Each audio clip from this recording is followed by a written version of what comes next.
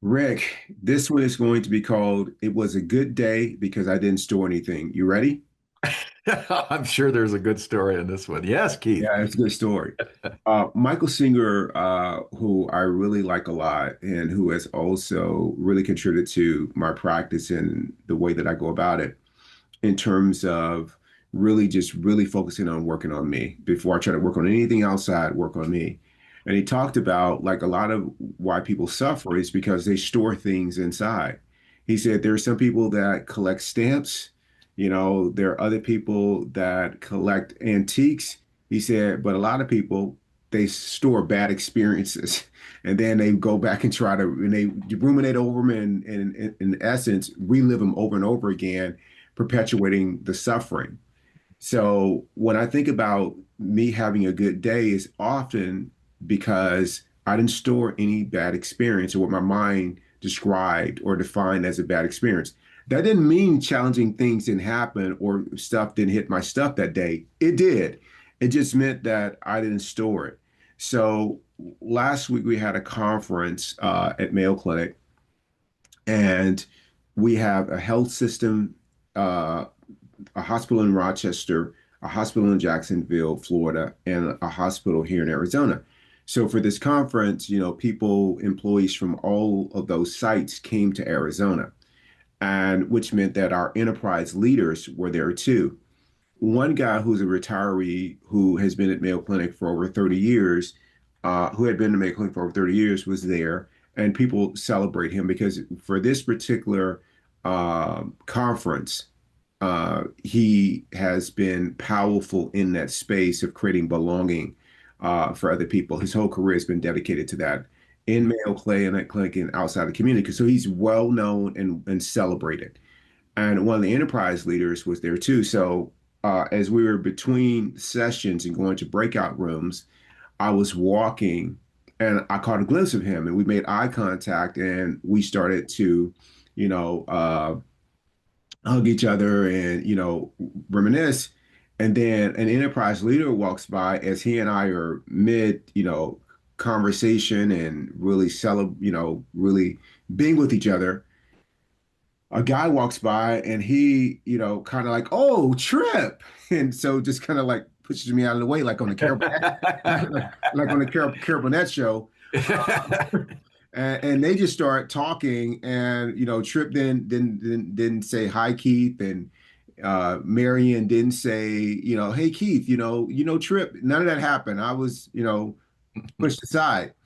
And I walked off, and I noticed that that would have hit my stuff, Yeah, of course. Sure. but it didn't, and I didn't store it, and my heart remained open to Marion and open to Trip, and so that was an example of me having a good day because I didn't store anything that would have typically bothered me inside. And for some people, it could be traffic, it could be the driver, it could be whatever. But I didn't, FedEx, you're waiting on a package, they didn't deliver it like they said they would, or on time, or whatever the case may be. I'm really working on having good days. And to do that consistently occurs when I don't store, things. What are your thoughts, Rick? Oh, Keith, that's a great example. Trip just moves right on. Oh, Keith, doesn't- not even important. Yeah, whatever you said, I can't remember. I don't care. Yeah, It's like exactly. I've got reason to hate you now, man. It's that kind of thing. Yeah. Yeah, well, I think that's one of the constant reminders of how fallible we are as human beings because we're always ego forward, right? Our egos are the thing that controls how we view life, and feeling like we've been dissed in some way is, Yeah. well, it's like that's a huge threat that we have to retaliate for. If we can get to the point where we accept what's happened and then let it go and not have any feeling about it and not be charged with it, you don't suffer. No. So it's not really a thing about, oh, I'm being weak by not standing up for myself. It's more about, no, I'm not suffering because I don't want to internalize this rejection. One of the things, it took me a long time to get this message, and I still screw up on it, but it's important, I think, to keep in mind, at least it has been for me, that everybody's in their own path. Yeah. Everybody's got their own deal. Everybody, they are the star in their own movie, just like you are the star in your own movie. And so whatever other people do, you have a choice to resent it, to ruminate about it, as you say, or to let it go. Yeah. If you let it go, there's no suffering. The shortcut version to this, I've got a phrase that it would make a great tattoo. I'm too old to get another one, but it's a great tattoo, and I, I have this memorized, and I use it every day, maybe a dozen times a day.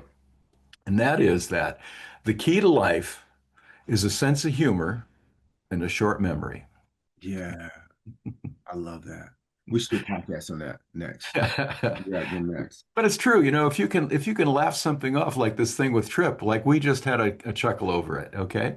Well, that's a good way to get rid of it. It desensitizes it, it makes it neutral. It doesn't make it about rejection. It makes it about just another damn thing that happened in Yeah, life. And exactly. then a short memory because you don't want to hold that against the Trip or against the Right. other people who didn't acknowledge you. Yes.